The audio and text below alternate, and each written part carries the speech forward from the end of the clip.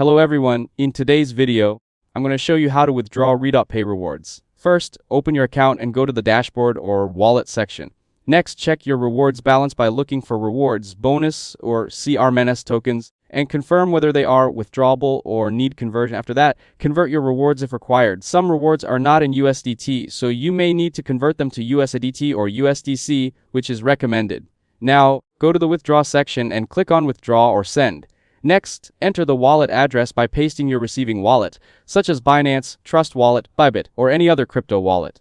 After that, select the network carefully. Choose the correct ON such as TRC20, which is fast and cheap, ERC20, which is more expensive, or BEP20. Now, enter the amount by typing how much you want to withdraw, and make sure you meet the minimum withdrawal requirement and have enough balance for the network fee. Then, confirm the withdrawal by clicking confirm and completing the security steps, such as email code and two-factor authentication. Finally, wait for processing. The transfer usually takes around 1 to 15 minutes and TRC20 is the fastest option. That's it, thanks for watching. Don't forget to like and subscribe for more videos.